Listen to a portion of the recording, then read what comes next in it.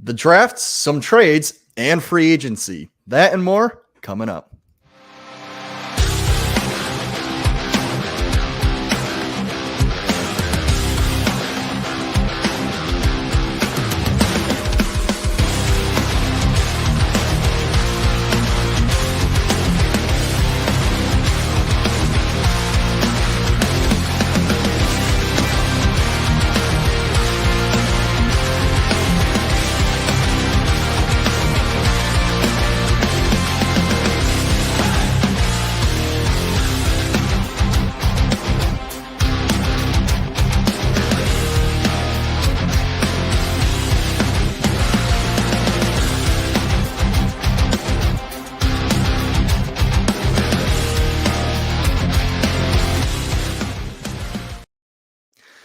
Hello, everybody, and welcome back to the Sabres Edge podcast. I'm your host, Sammy Saucymitz, and I'm joined by my co-host, Top Shelf Timmy Corks.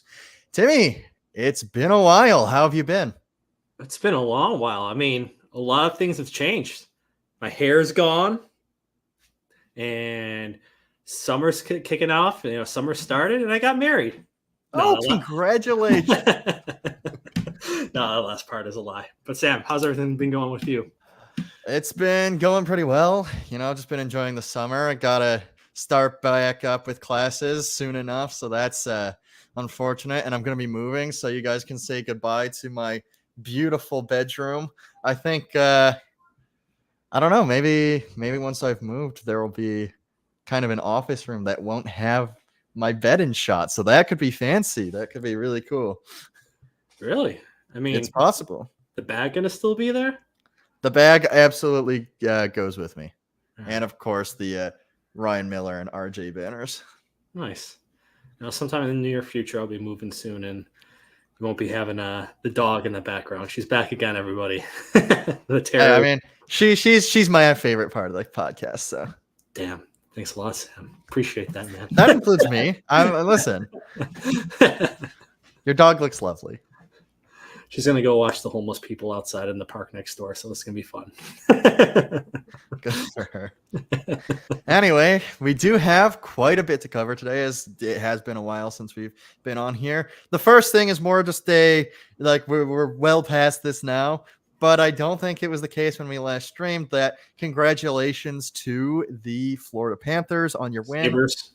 Yeah, the Florida former Sabres. Sorry, that's a bit of a mouthful. It's really cool, honestly. I wasn't sure how I'd feel about it because I'm not a huge fan of the team as a whole, but I was pretty happy seeing Kyle lift the cup. I know a lot of people feel a lot of different ways about Kyle and his time here and what the time here kind of signified, but I was very excited to see him lift the cup. Good for him. He really has had quite the career in the NHL, so I'm proud that he went and did that. So that's cool. I don't really have too much to say about that the series. It was honestly, it's a very good series. There was the close comeback that Edmonton tried to make, but we'll talk a little bit more about kind of the roster that won, I think, when we get into our kind of trades and signings. But for now, that was the Stanley Cup Finals. Congratulations to the Florida Panthers. Yeah, I mean, the NHL needed a series like that because it was going to go almost into sweep at one point. Yeah, and I was like, oh wow. I think I felt like Edmonton kind of lucked into the Stanley Cup Finals. I didn't think they were a Stanley Cup Finals team. But no, it was good to have a great series there. I mean, you compare it to the NBA series. The NBA series was a bit of a joke for the finals. I'm not a basketball fan either, but yeah, Boston won, so that sucks. But besides that, I mean, no, I really no indifferent to either team either way. And it's kind of cool to see Connor McDavid winning the Conn Smythe too, as being a loser. And people were just like, why didn't he come out to grab the trophy? It's just like, come on. You don't need to rub it in his face. He's a good guy. I would say, greatest athlete of all time. Greatest athlete of all time. I'm going to say that right now. Write it down. definitely a bold statement, but I Yeah. can't say I really necessarily disagree.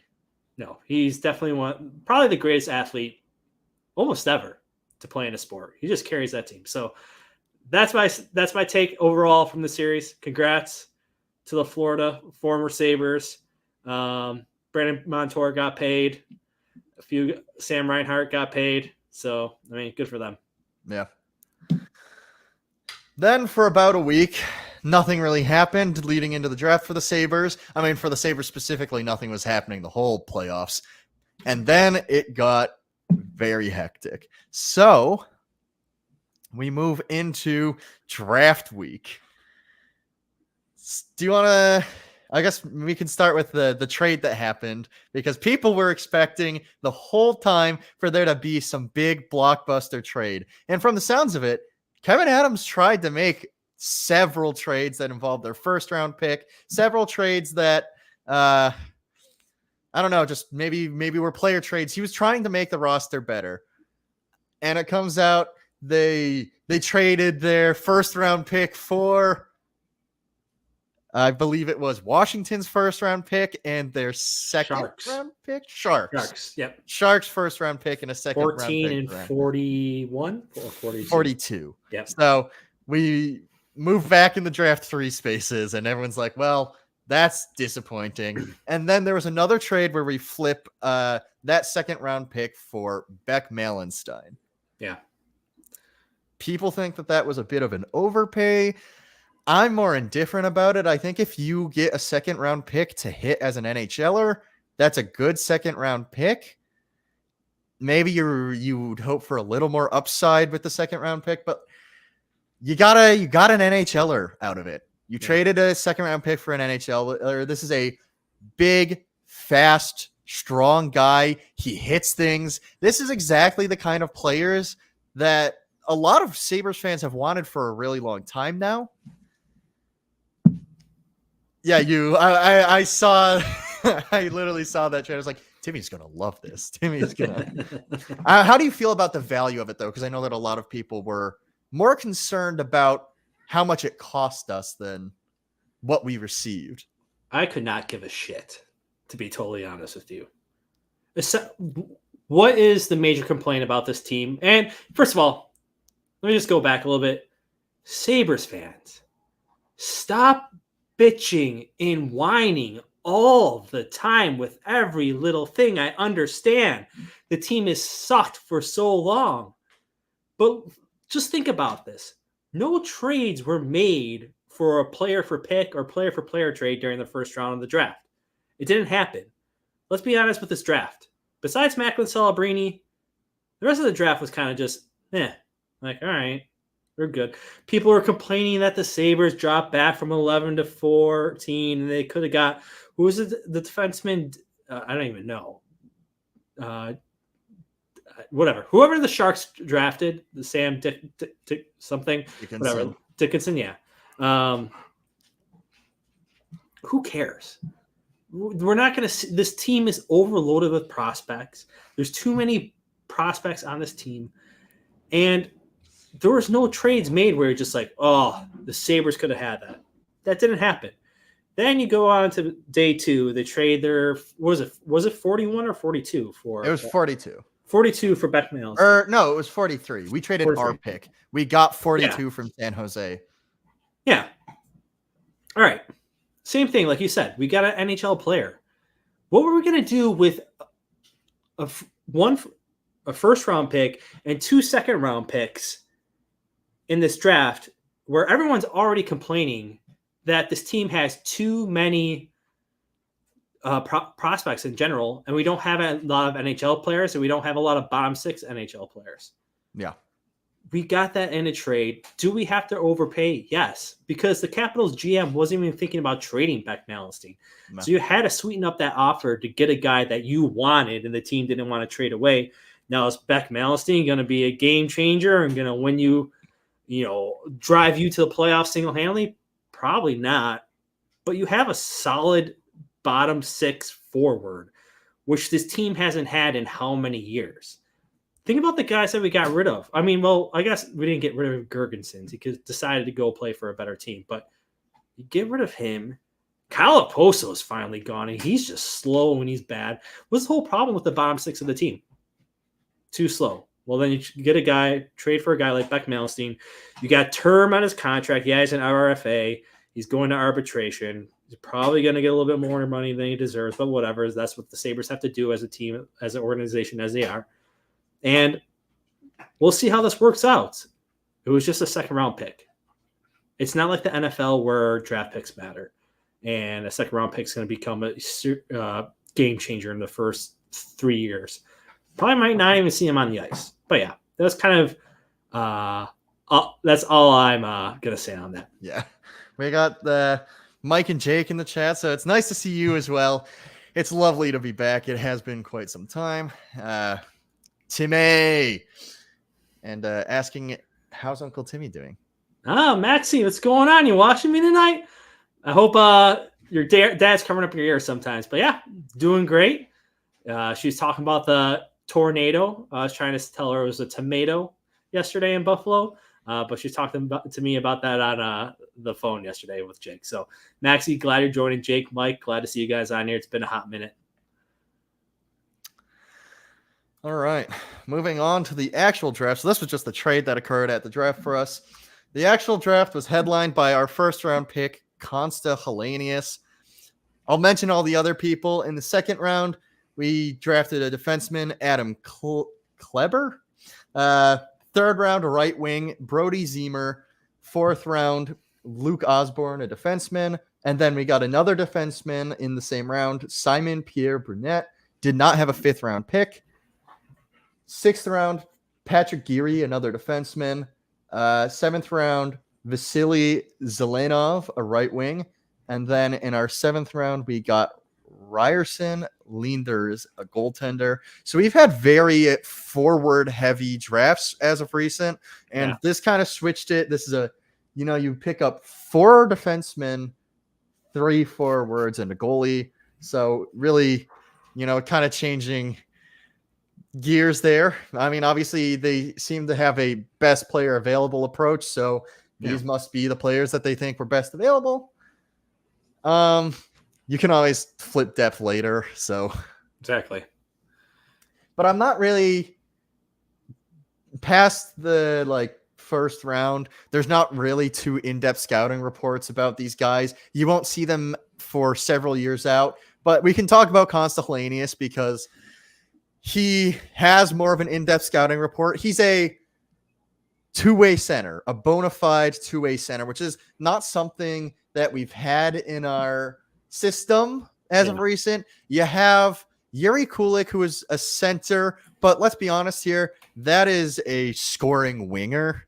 You want someone who can pass the puck well in the center, playing with Kulik. You had Matt Savoy, who we'll talk about. He's no longer a part of our organization, but he at the time was, and he's a center who's also probably a winger. You have Noah Oslin, who could be a center, but it's still kind of up in the air. He needs to be more, I think, responsible on the puck before he could truly be a center. But Consta Helenius is a two-way center, and to the core, that's what he is.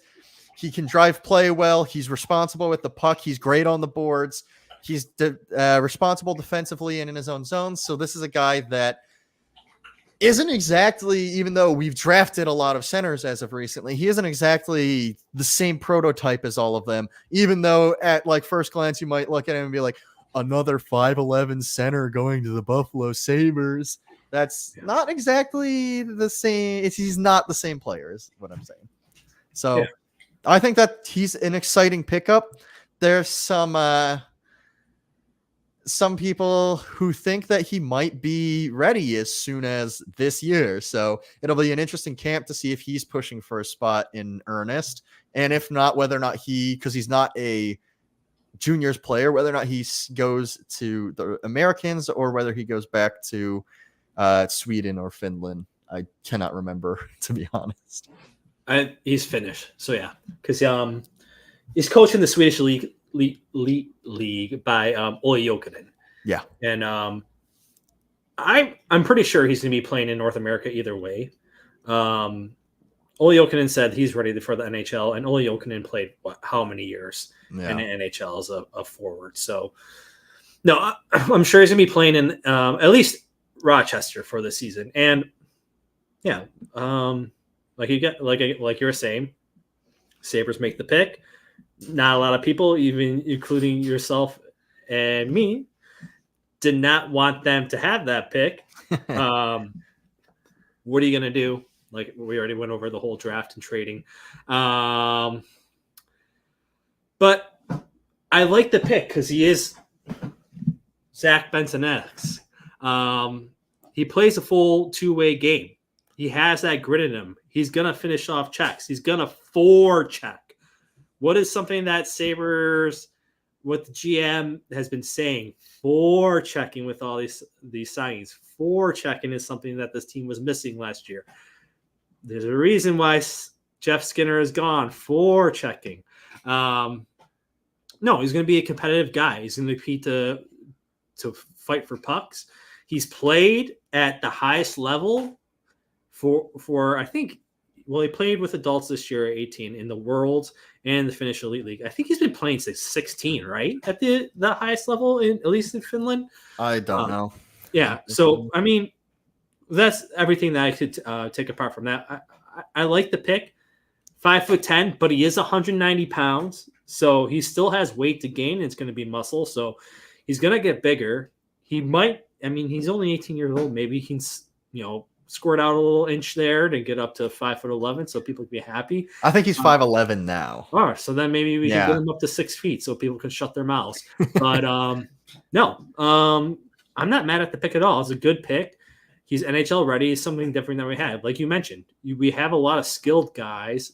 At that time, we had a lot of skilled guys in our prospects. And you can go, Oslin, skilled center, hasn't played that much in the Swedish Elite League, but he has to adapt to the AHL next year. You're going to have Kulik, same exact thing. Excuse my dog, she just burped. No, I mean, there's going to be a lot of guys. I mean, if Castellanius can play in the AHL, that's going to be a very loaded team. Now, with experience, no, but with a lot of skill and potential, yes. So I'm looking forward to that pick. And when it comes to the other picks, Chris Baker had a good point. A lot of these guys came from the USHL program. So you're not forced to sign them after 2 years. They kind of go right into the college hockey after that. So there's going to be space to be basically they drafted these guys to buy time because they're already at a logjam of prospects right now. And to get these other guys up, it's going to be tough. So we got some time bought out for these prospects to come up. And I've heard a lot of good things about Ziemer, their third-round pick. He was the captain of the World Juniors USA team. So he has a lot of experience with that. He's a leader. Am I wrong on that? No. Sorry. There was a bug flew into my eye. I was like, oh, am I lying right now? Maybe I am. But I'm pretty sure I've heard that. I believe you are correct on that. I've heard similar things about Ziemer. But no, that face was just because of a bug. Okay. Sorry. But yeah, besides that, after Ziemer, I don't really expect much, but whatever. It was a decent draft. There's a reason why we didn't go over the draft so much because it's a crapshoot. And once you get past the first, 15 picks of the first round, there's really nothing to talk about when it comes to hockey players because there's no guarantee they're going to make them up anyway. So, no. So far, from what everything sounds like they've drafted a pretty solid core team and to load up on defense because that's something that they're a little light in the loafers in right now. So there you go. And then the other thing from the draft that you did briefly mention is that Jeff Skinner has been bought out. So the 3 years of his contract are still going to affect us for quite a few years, but we will not see him on the ice this year. He signed with Edmonton, so good for him. Good for him landing back on his feet at an actual playoff team. The question is, there's a curse that Corey Perry loses in the finals every year, and Jeff Skinner's never made the playoffs. So which of the two is going to happen? Or a Sabres player tends to win the Stanley Cup the year after they get released. That is also an existing thing. We got a lot of things playing factors. It'll be interesting to keep tabs on Edmonton as they go through their year, because there's going to be a lot of Sabres voodoo pulling the strings over there. Yeah. So. No. How did you feel about Jeff Skinner's tenure in Buffalo? So his first season, obviously it was really good with the Sabres. But I'm going to be totally honest with you. After that season, I didn't want the team signing him back. I didn't think he was that good of a player to command the amount of money that he got. And overall, he's not a two-way player. Biggest thing, too, he doesn't really generate especially that season, he wasn't generating his offense. He's kind of scoring a lot of goals off of one-timers or setups from Eichel or Reinhart. So I wasn't really impressed with him overall, just as a player. But character-wise, good guy. Positive energy in the locker room. Always seemed to have a good attitude, even though he's been on dog shit teams his whole entire career. So, tenure overall, it was a weird roller coaster ride. You go from the high of 40 goals to then Kruger coming in, playing in maybe not even making the roster sometimes, the game day roster. So, no, it was just a weird ride, and he came back up, played well. Not this past year, but the year before.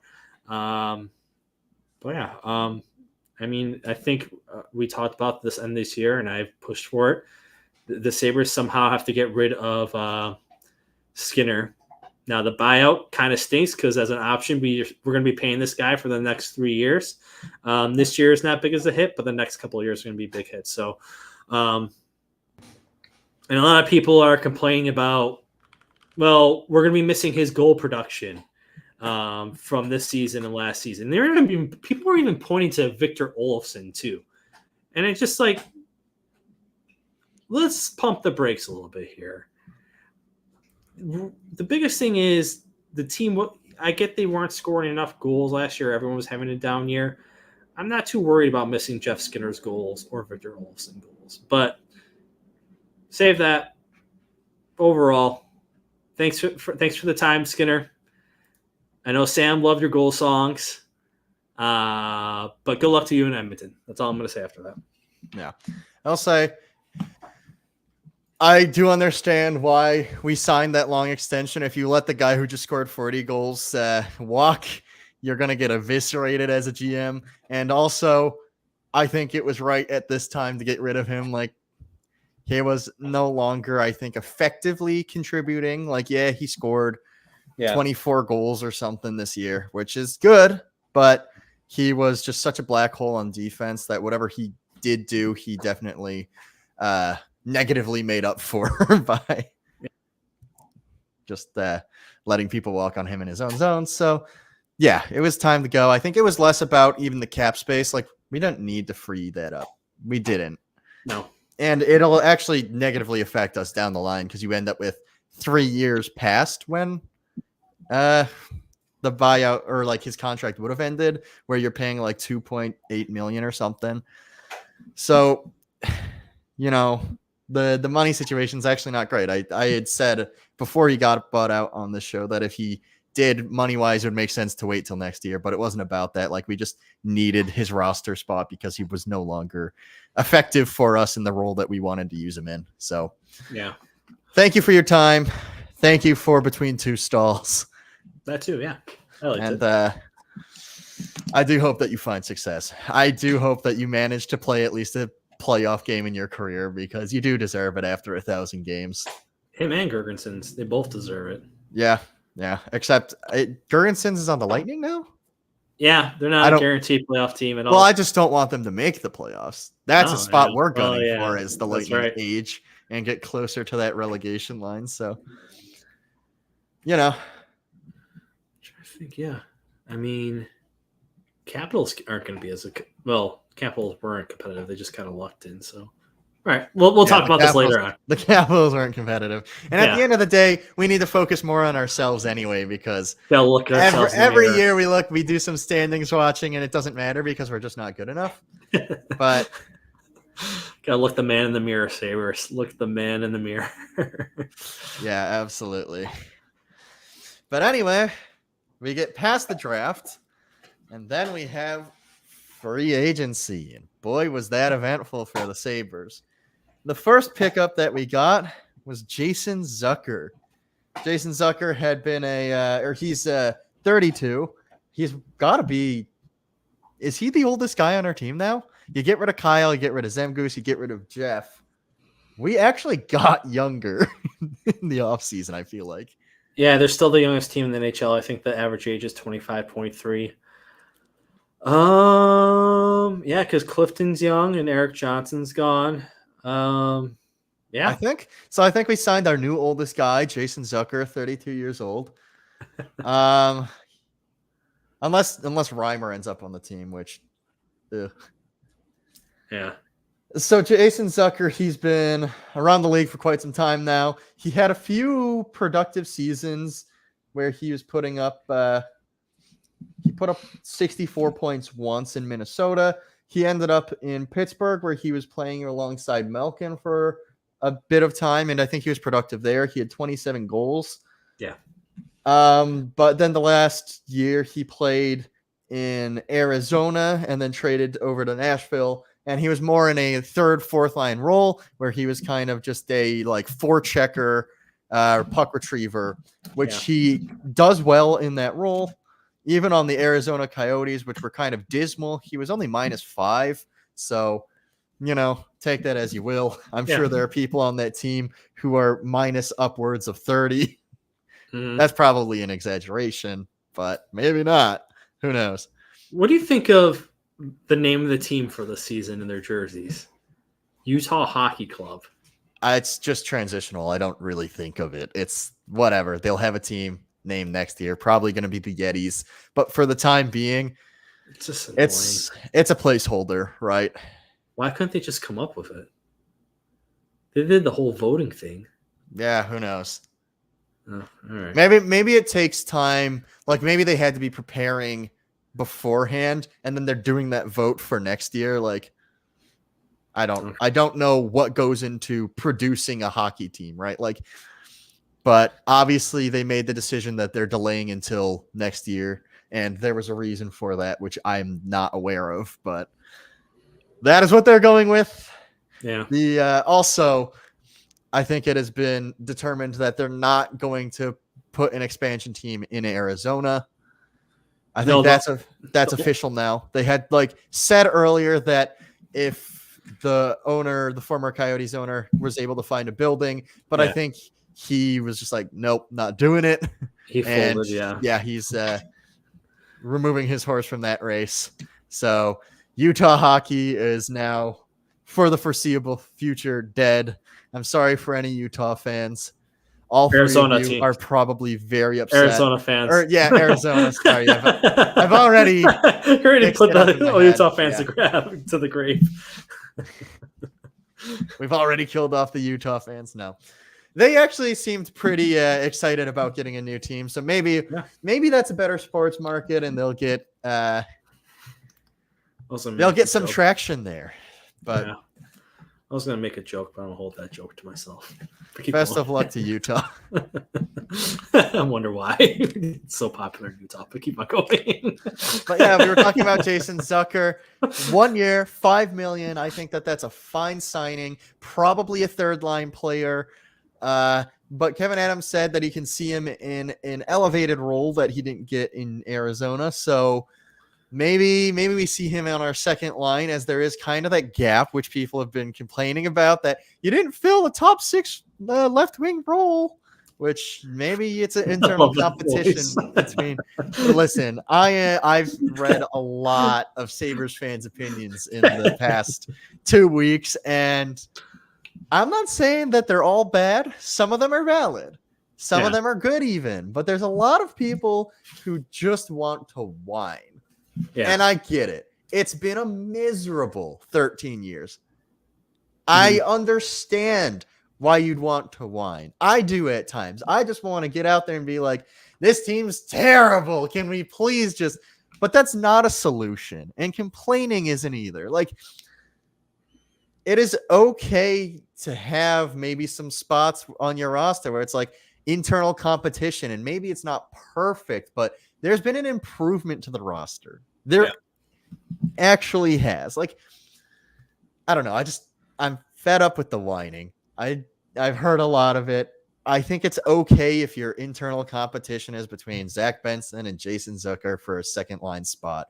Whatever. Yeah. I would like to see them maybe try and get someone to fill that spot. But if that's it going into training camp, whatever. I'm not as torn up about that as I would have been if we didn't solve any other of the glaring problems, which I think, and we'll get to, that we did.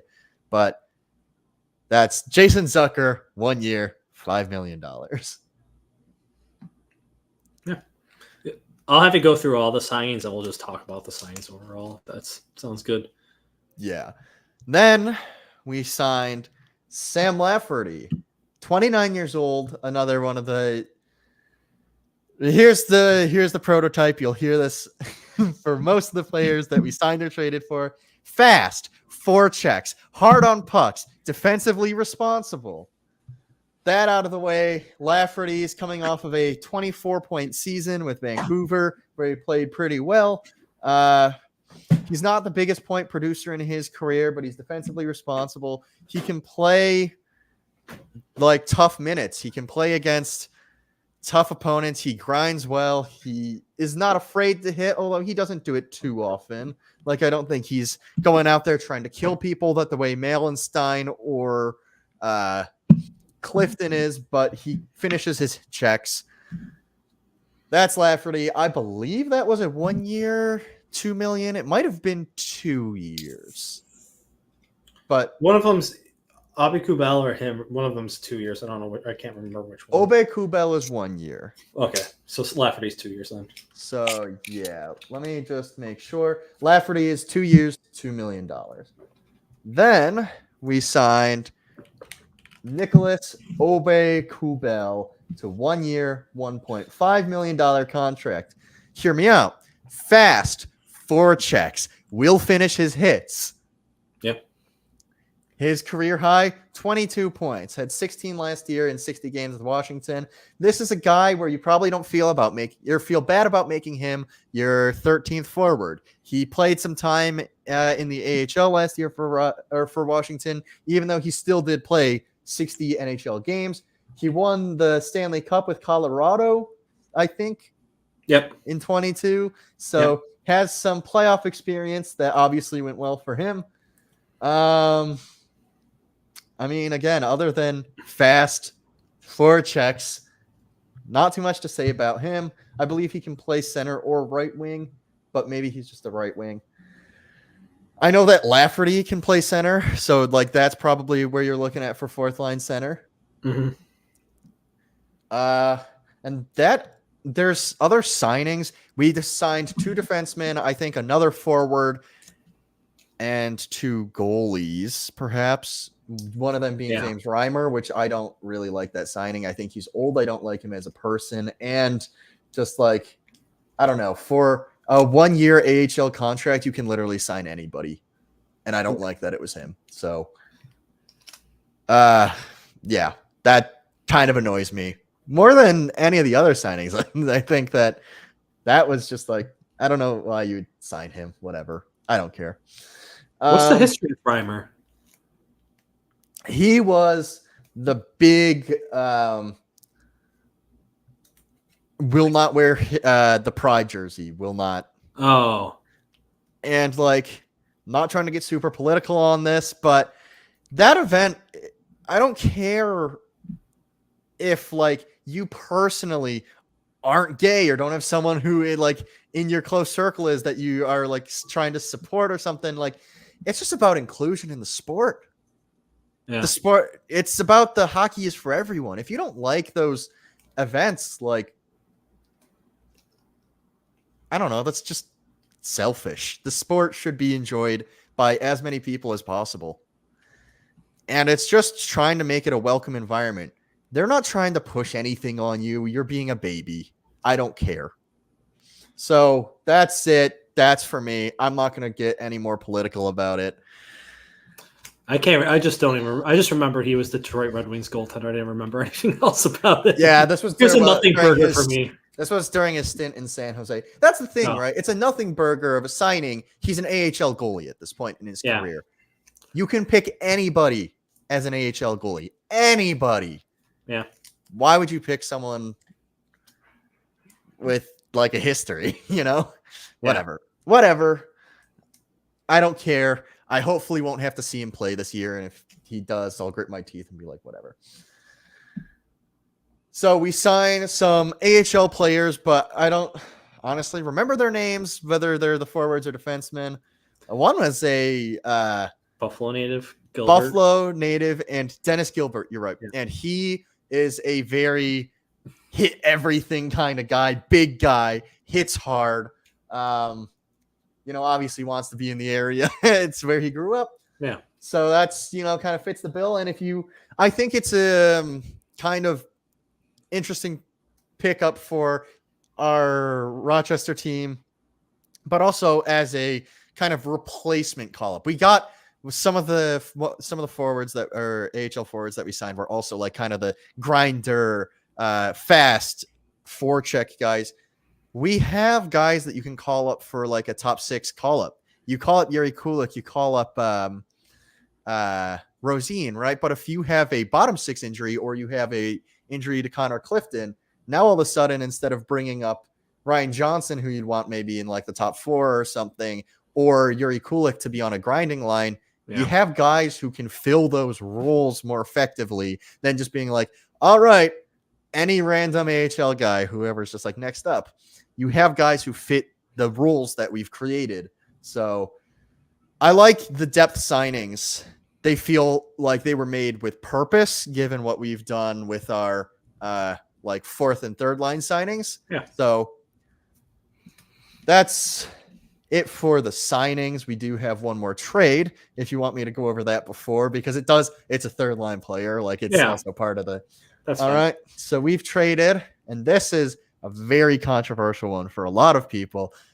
Another one of the ones that maybe I've heard too much whining about. It's over. The trade has been made. Ryan McLeod and Tyler Tullio, an AHL player, 22 years old, but Ryan McLeod and Tyler Tullio for Matt Savoy. So we did it. A lot of people have been saying, we've got 2 deep prospects. We need to trade it. We did. We traded Matt Savoy to the Edmonton Oilers, instantly making him their best prospect. So there was some debate about him in our system, whether or not he was even in the top 3 at this point. He was being passed quickly by people like Benson, probably Kulik.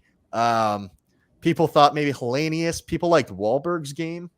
Yeah. But whether or not you still valued him super highly, he's gone now. And a lot of people are saying that, well, yes, we wanted to trade a piece of our kind of prospect pool for a roster player, but we were thinking more along the line of Nick Ehlers, or this is the trade that was available. This is the trade we could make. Nick Ehlers is 1 year away from free agency. You think he was going to sign long-term in Buffalo? You think we're trying to give up a big package for a rental? It's just, it didn't really make sense logistically. Yeah. So here we are. We made that trade. We got rid of a piece for a rostered player. And this guy is a 24-year-old, probably elite 3rd line defensive forward. Whether or not there's more offensive upside, still to be seen. He is only 24, which puts him kind of right at age with a lot of our younger core. Yeah. And if this is your 3rd line center of the future, you're probably in pretty good shape. He had 30 points in 81 games in the last year. The one knock on him is that he did not have a great playoffs, but fast, forechecks, hits things, puck retrievals. Again, he's not as like hits things as Beck Malenstein, but he finishes his checks, which is not something we have much of in our top 6. So we've rounded out our bottom six, and we have kind of these identity lines. You have this fast, difficult to play against bottom six now. And I'll ask you more about kind of how you feel about that before asking you about, but first I'm going to ask you about the trade itself. How did you feel about the Matt Savoy trade? Happy, sad, like indifferent? I couldn't care less about Matt Savoy leaving the system. Um, I had a lot of question marks about Matt Savoy just coming in into the AHL this year, just because the dude's always injured. The dude is always injured, and he's 5'9", weighs a $160, $170. How is he going to play against NHL players at that size and weight, and how is he going to play the style of game that he plays too? Because he plays a game where he plays fast and he plays reckless, and that's something that's got to last in the AHL. Yeah. And that was the biggest question mark. The dude got injured in the World Juniors too, and had to miss a big chunk while he got traded over to Moose Jaw. After he came back healthy, yeah, he killed it. But you also have to take into account the guy's 20 years old playing against 16, 17, 18-year-olds in the juniors. So you're expected to play that well. Overall, I mean, I think Sabres fans valued Matt Savoy a lot more than the rest of the NHL does, as in GMs and scouts. You hear a lot of these fans from other teams going that the Sabres got fleeced, Sabres got fleeced, Sabres got fleeced. They don't know anything.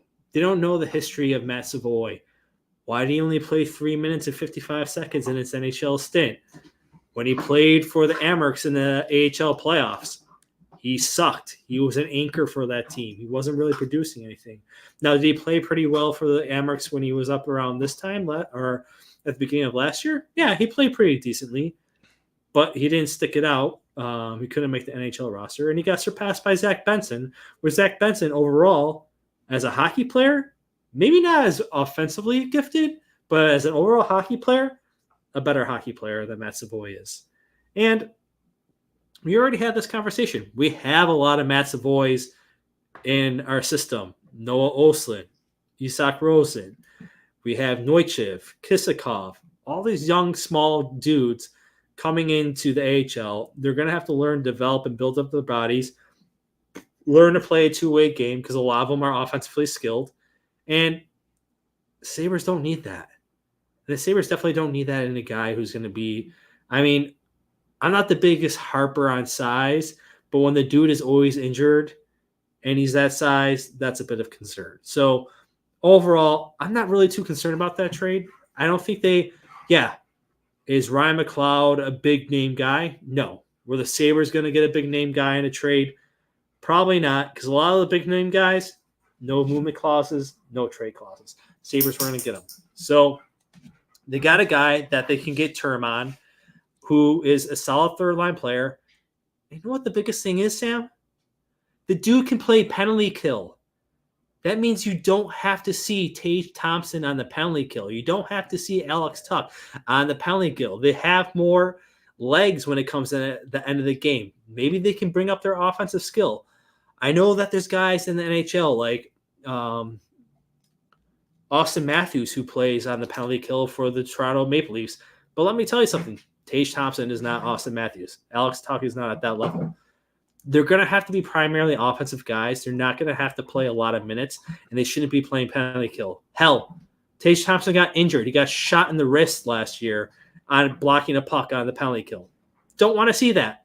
Definitely another guy who is our best offensive player on the team. So I'm happy that the Sabres made a trade for a guy who can play penalty kill and play bottom 6 minutes and has speed. And forechecks. I mean, the biggest thing people say, he's not as big as a hitter as people make it out to be. But the Sabres had a lot of guys that played flyby last year. They literally just swing their stick and not try to use their body at all. If the guy gives a little bit of the body, that's a big difference for this team. So overall, I'm not mad.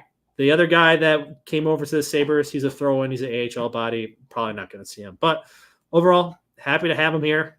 Can't wait to see what we can do. And when you have the fastest guy in the NHL now playing in your bottom six, I'm excited to see what he can do. Yeah, I did forget to mention that a lot of I was looking through the Oilers fans' reactions to the trade. Obviously, they are pretty happy with that. They don't have much of a prospect system at this point. Yeah. Matt Savoy is replacing one of their other top prospects who they let walk. I forget the first name, but Savoy's brother. So yeah, older brother. And I do think that it's one of those things where Savoy might end up just kind of being a juniors legend, right? He's a 20-year-old now playing against, he's an overager playing in the league. Couldn't really make the NHL. He only played 3 minutes before being sent back. In the AHL, he played fine during his stint this year, but it's possible that the Matt Savoy never really reaches his potential. And if he does, I'm glad to see it. I think he could be a super fun, dynamic player in the league, but I don't know. I think that it's kind of a risk evaluation that you're making, that you can get a third liner now, or you can wait and hope that Matt Savoy doesn't kind of just bottom out. Yeah. He's an Afenagov style player. He just throws his body and plays fast offense. But he doesn't have that build to be an Afenagov player and last in the league. So, yeah. Your dad's chiming in with Savoy is a bust. I mean, time will tell, right? Yeah. But yeah, I'm definitely leaning towards that. As I've seen his pro games and his juniors numbers, it's possible that he is just a juniors legend and it doesn't translate as well. And that is the concern when you draft someone who's kind of short. That's why the GMs do make a big deal out of getting a bigger guy, because it allows you to maybe easier transition into the NHL. But I agree. Anyway, so that's kind of Ryan McLeod is rounding our bottom six. All in all, do you like the identity that's been built? Do you think that this is a winning formula, or do you think that the team needed to do more? Do you think that maybe we needed more scoring? Because one of the complaints is you lose Skinner, you lose Savoy, and while you do create kind of this fast forechecking identity in the bottom, that maybe you've lost scoring to obtain it, right? Yeah. Do you think that we've moved the needle enough by solidifying our bottom six where this is a good looking roster? Do you think more needs to be done? Do you think that you can roll this into the season? I mean, I'm excited. Is it done? Probably not. Is it going to get any better? Probably not. Like I mentioned, the biggest thing with the guys that they signed is these guys can play on the penalty kill. They're forecheckers, and that's going to help out with their top six. Like I mentioned, I mean, Thompson shouldn't. I don't want to see him on the penalty kill next year. I mean, I understand the length between him and Greenway, but it's we don't really need that. Have a guy that can forecheck, have speed, and chase guys. That's better than having Thompson out there. I want Thompson to focus on offense. I mean, you're 1C for a reason, and you got paid for a reason. That was to score goals and be our best offensive player. And I want to see Tage from 2 years ago. And the same goes with Tuck, too. I want to see Tuck from 2 years ago, too. I don't want these guys racking up a lot of minutes when you're playing on the first line and then playing penalty kill and then playing power play. Focus on power play. Focus on your first lines and your first line offensive role. And that's it. Your bottom six guys get signed for a reason. I like that they added speed because the Sabres were a pretty slow team last year. And they got guys, not only they're at a decent age, but they have experience too, because Sam Lafferty came from Vancouver, right? Yeah. So playoff experience, Obi Kubel, Stanley Cup champion, Ryan McLeod just came out of the Stanley Cup playoffs. Who else am I forgetting? Zucker. I mean, the Zucker signing is just I don't know. I'm not expecting much out of the signing. 1 year, $5 million is going to be your veteran guy. How much a veteran presence is going to be on the team? I don't know. The 1 year that he had, 27 goals was with Evgeny Malkin on his line. So I'm not really expecting that out of him. The goal concern is, well, you're going to have to rely on JJ Peterka to score more goals. Thompson to get back to form. Tuck, same thing. And you got Jack Quinn. If he can stay healthy, that's that's the big thing right there. Big boost to our top 6. Mm-hmm. So, I mean, if they go into the season like this, I'm fine with it. I'm totally fine with it. If they have to make in-season moves, they might have to do that. They might have to show at the beginning of the year that they're a competitive team, and maybe they can trade for a guy that is a top 6 forward. I don't know. Or maybe they trade for a guy like Trouba for some reason. I don't know if he nixed the trade at all yet, but that's a rumor that just popped up the other day. So I don't know what's going on there. Yeah, I sure hope that doesn't pan out. I mean, there's a few trades that have been like rumored to us. And I'm like, boy, oh boy, do I hope that's not true. Starting with Marty Necas, I'm like, we just bought out Skinner. Yeah. I did not want Necas at all. So I don't understand the fascination with him. Yes, we need to bring in scoring, but if you were in the camp that Skinner should be bought out, you don't want Necas. Yeah, same exact player, just younger. People just think, oh, he'll grow in and play. He'll buy into defense on this team. It's like, no, he played for the Carolina Hurricanes. Yeah, that's like the most defensively minded team. Yeah. So no, him and Trouba. I mean, I don't know if I want the luggage that comes with Trouba at all. He's a captain. He hits hard, but I don't want a guy that's going to cause problems for the team either. I don't need guys running other. I appreciate physicality in the sport, right? But for me, there's a level of he just plays dirty. Yeah. He's aiming his elbows at opposing players' heads, and I cannot respect that. It's the same thing with Aaron Dell back when he was on the Sabres, and I think he intentionally threw a check on someone and injured them. Yeah. On Ottawa. Listen, I don't like Ottawa, and you're on my team. I still think you should never play in the NHL again. I do not appreciate dirty play. Mm-hmm. If you're throwing big, clean hits, if that's your game, Trouba, that's cool. I actually love that. If you're intentionally throwing elbows at people's heads, that's dangerous. That's dirty. I don't think you should be on the ice with these other athletes. You're just a hazard. So I don't want Trouba. Don't want him anywhere near our roster. Yeah. But it's crazy to think that his wife or his fiance is a neurologist that studies into CTE and all that stuff. So, well, look at that. Anyways, keep going. He has some protections for when someone wants to get revenge. That's right. That's true. But yeah, there's some rumors floating around still. We'll see if anything of that materializes.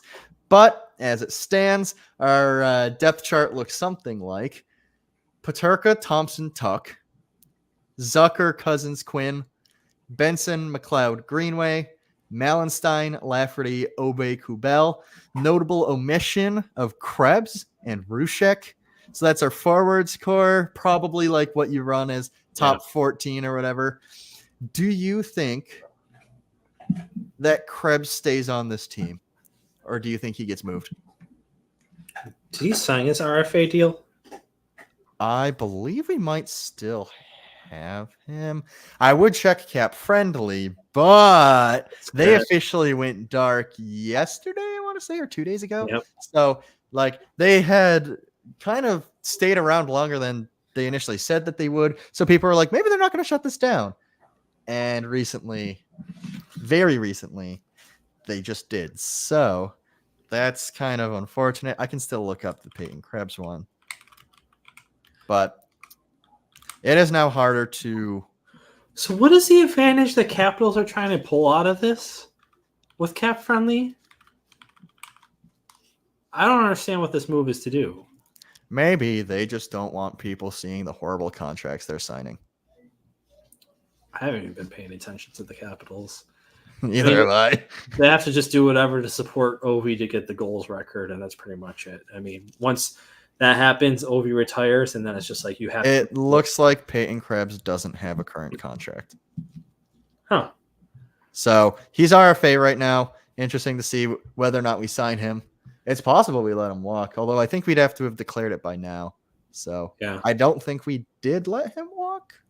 They might have tendered him. He might have not signed his tender, though. So Right. I know we tendered Lukanen and Malenstein. Yokiharu signed his. Yokiharu signed 1 times $3 million, which I think is probably fair. Yeah. He's 25. If he doesn't really like solidify a spot in the top 4 by now, we can probably move on from him, especially now that you've got guys like Johnson and Novikov who are maybe going to be pushing soon for an NHL spot. So you'd also just, I don't know, is there a spot in the top 4 for him, given that you have Power, Samuelsson, Dahlin, and Byram? I don't know. So he is a right side defenseman, which helps his case a little. But I think 1 year is the move, and it doesn't really matter how much we give him, given that it's, again, we have the cap space. So, whatever. Cool. That's a fine contract. But that also leads us into, we've done the forwards. Now we've got the defense of Samuelsson, Dahlin, Power, Yokiharu, Byram, and Clifton. And the only one of those guys that's over the age of 25 is Clifton. So very, very young core on D. And it looks like, they'll keep growing and getting better. Hopefully big season from Power, maybe. Yeah. As he's going past his sophomore year, which is normally a bit of a slump. Are you confident in that D core going into a season? I'm confident in that D core because you actually have a coach that's going to coach defense, who understands defense in the NHL. You talked about it in one of our episodes way back about like the surfing concept that they did for defense. And it's just a weird concept that not many NHL teams do. I don't think any NHL teams do. I think Lindy Ruff is going to have these guys play a more traditional style defense and hold them more accountable.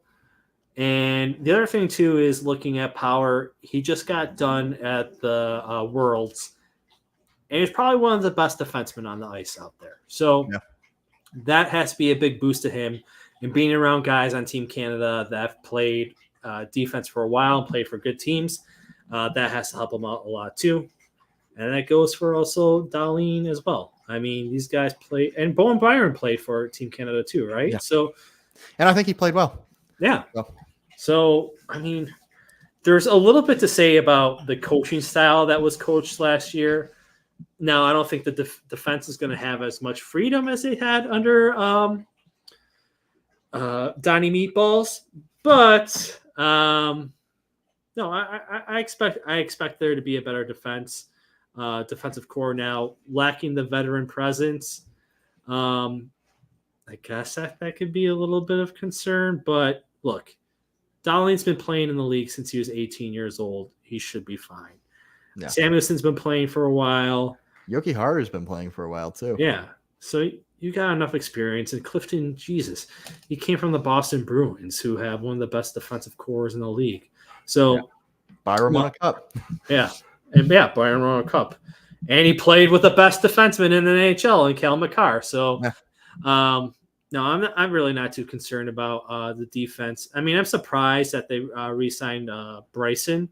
I think I've come around to the idea that Bryson is probably the perfect 7th defenseman. He's great in the room. People love him. Mm-hmm. If you need to put him in, fine. It's not ideal, but also you can keep him on the 7th role, just kind of watching. And if you need an extended period of time from him, you can call up Johnson from the AHL. Yeah. So I think he's a perfect 7th. Yeah. You don't have to feel bad. Again, like Obey Kubel, you don't have to feel bad about making him the 13th forward. You don't have to feel bad about making him the 7th defenseman. So yeah, my dog burped again. What are you feeding him? I don't know what she's doing. She's just been chowing like crazy. But But yeah, and also the Dennis Gilbert thing. I mean, if you need a more physical presence on in the back end of your defense too, if you're feeling like there's not enough physicality, you need someone to come up there. You got him back there in the AHL too. They can bring up as well. So, like you said, Yeah. a change of philosophy there.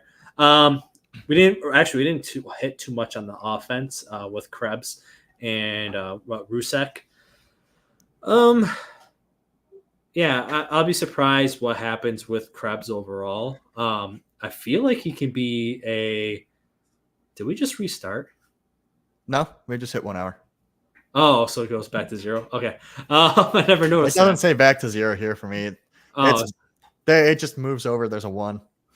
I just see 15 seconds. Anyways, no,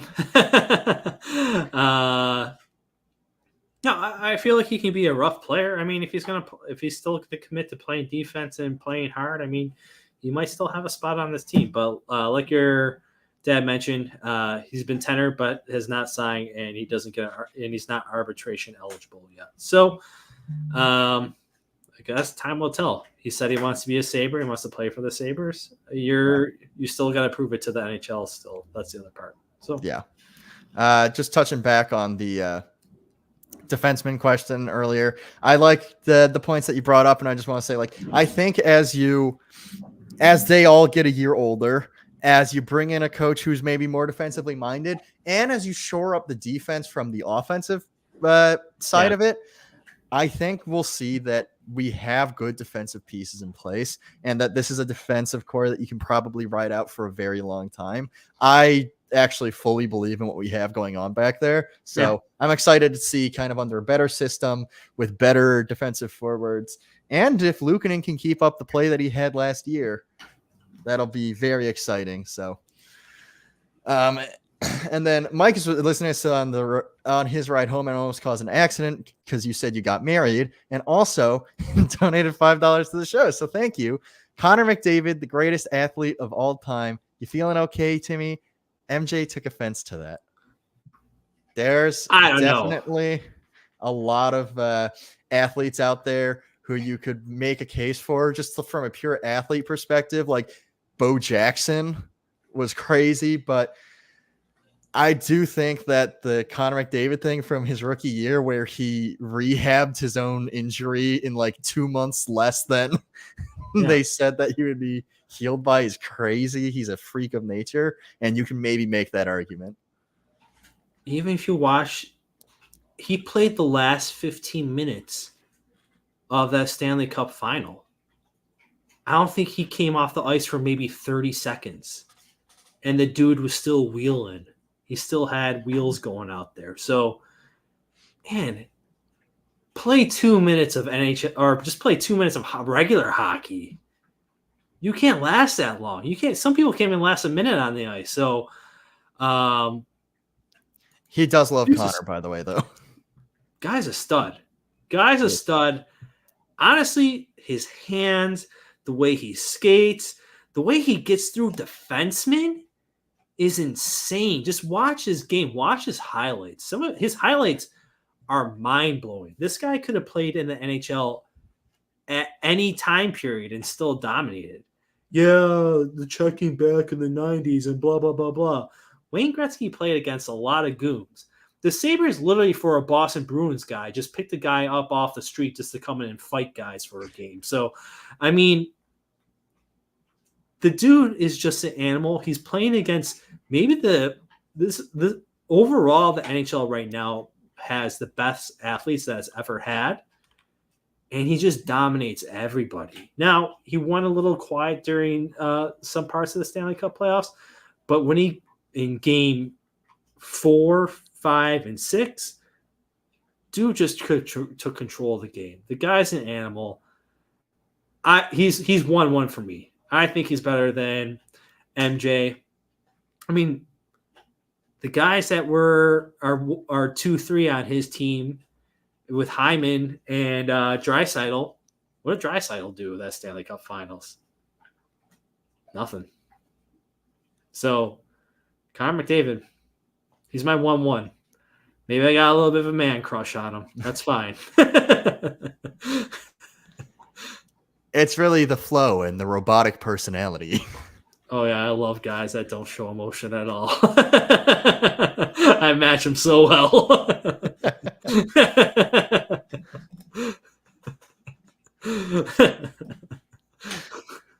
Well, definitely didn't need to know your type, but this is valuable information I can hold on to. So thank you for that.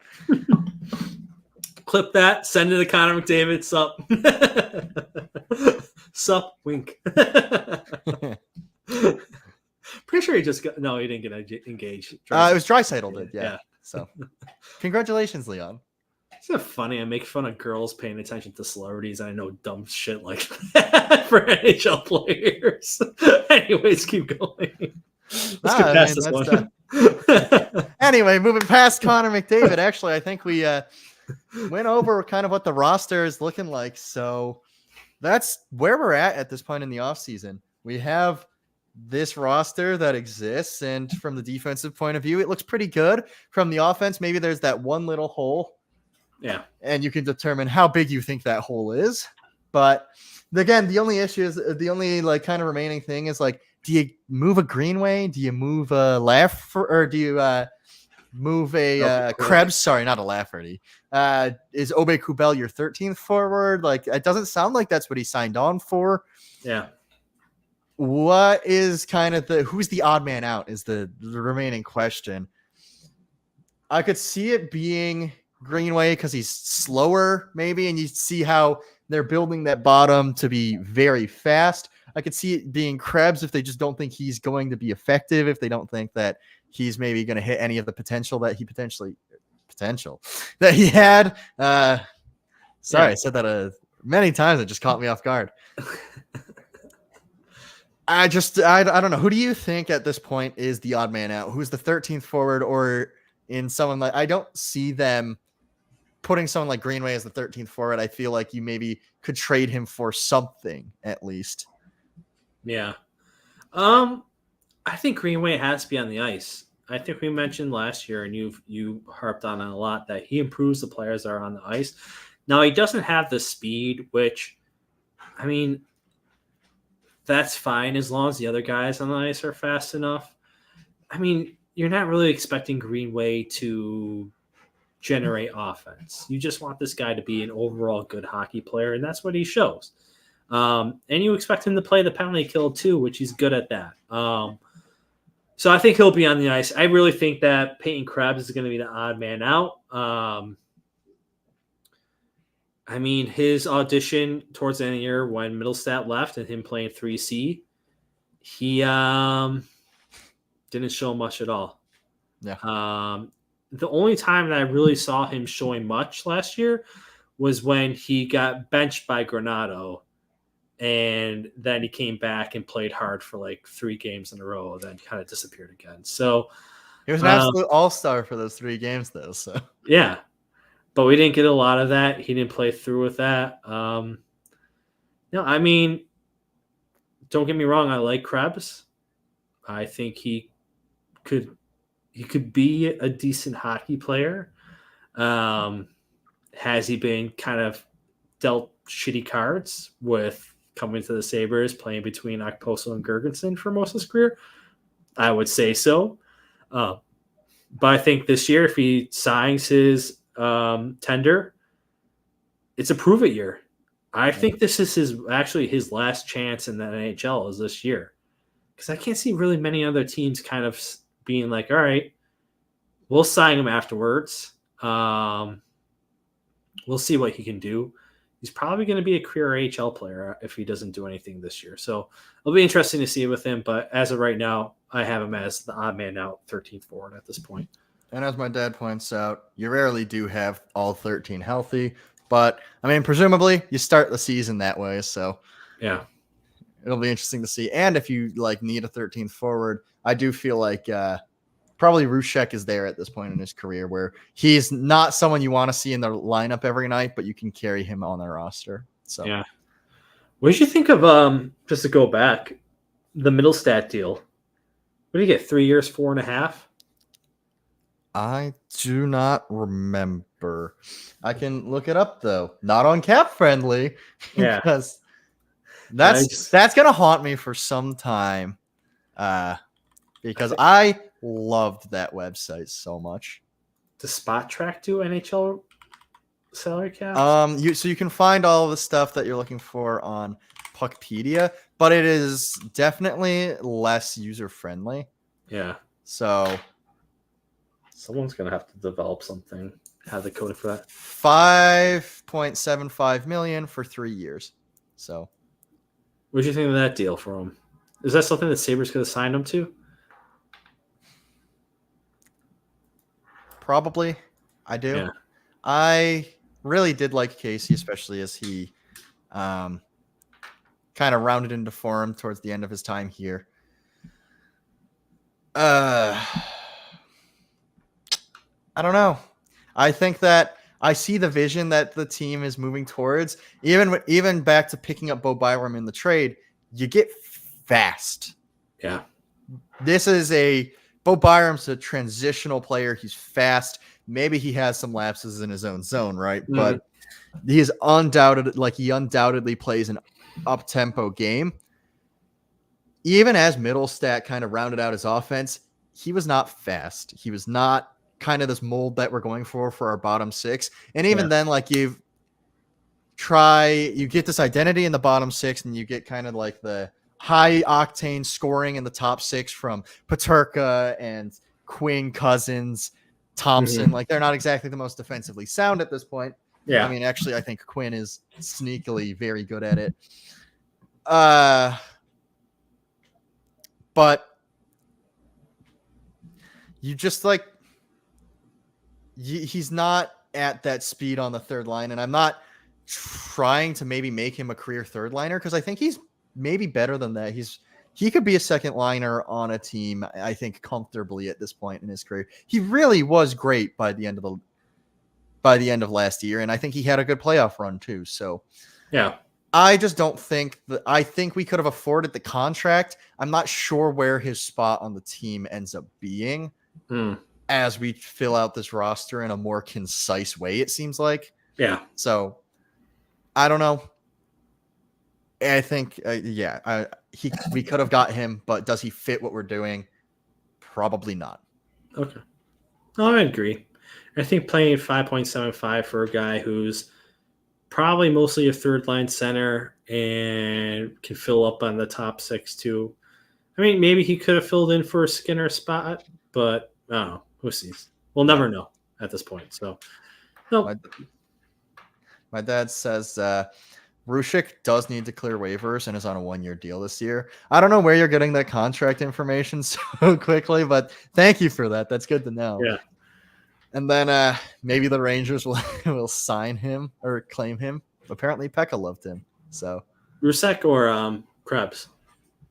Probably Rusek. Yeah. I think that's who we're talking about. Yeah. Yeah. I mean, Pekka was a coach for the Amerks, and you lamented him not ending up being getting a gig on our bench, which at this point, you're making the turnover and of head coach. You probably could do better than, I don't know.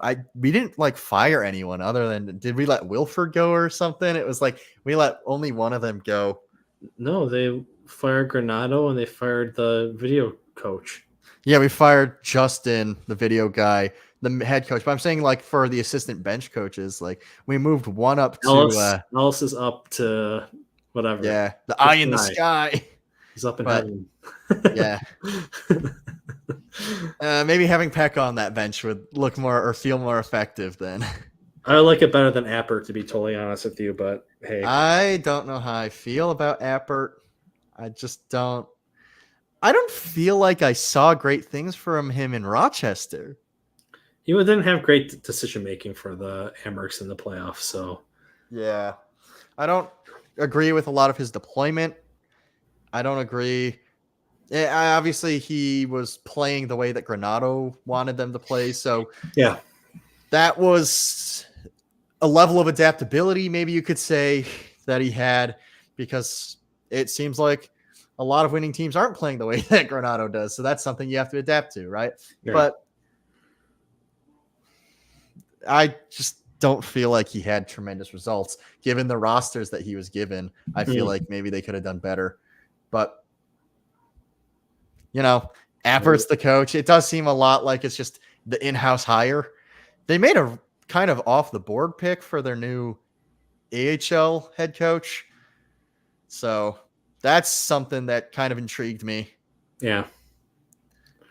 I don't know. I don't know too much about the AHL or what's going to be going on That's there. the thing. I don't think anyone really knows too much about him. He had like 2 or 3 years at Bowling Green as a head coach, and beyond that, I don't think he has head coaching experience.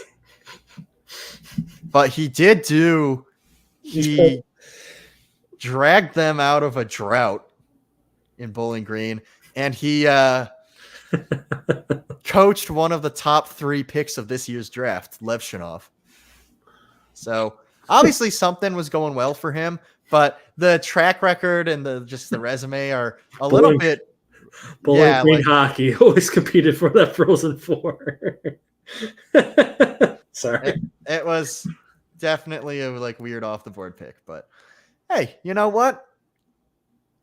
It's not been terrible in the past to do that for an AHL team. I think you're scouting talent early. Yeah. They think they saw something in him. All right, let's see. Bowling Green hockey. I'll have to go back and watch some tape of that.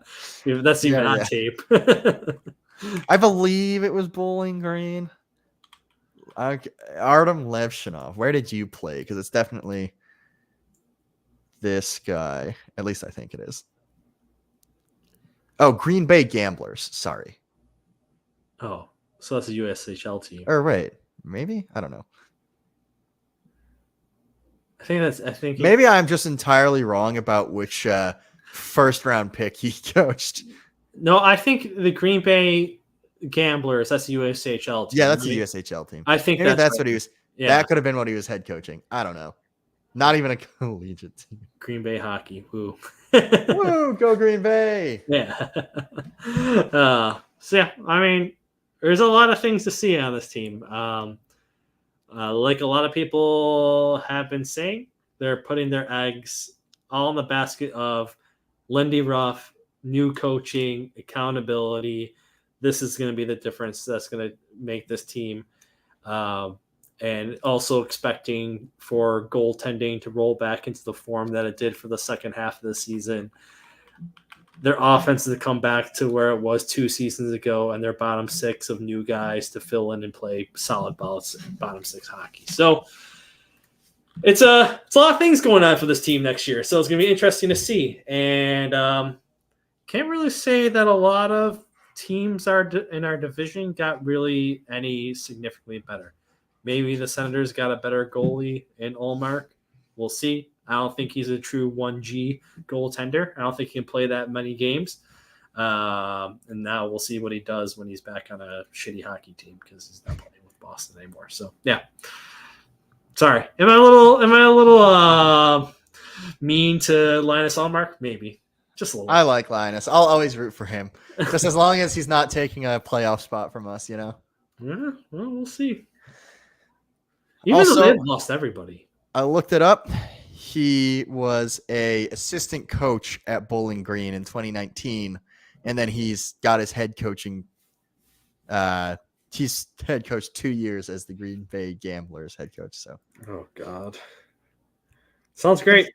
Good for him. You know what? He's getting a big promotion, getting his chance at pros. And it was, I believe, it was the Green Bay Gamblers that had been out of their playoffs for quite some time before he showed up.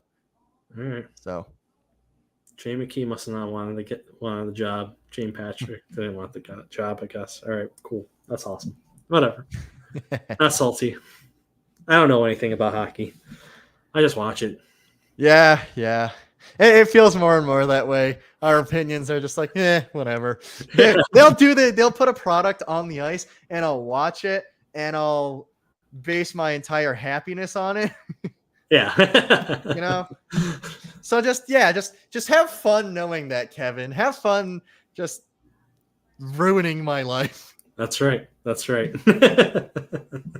We'll see you around next time this year, next time.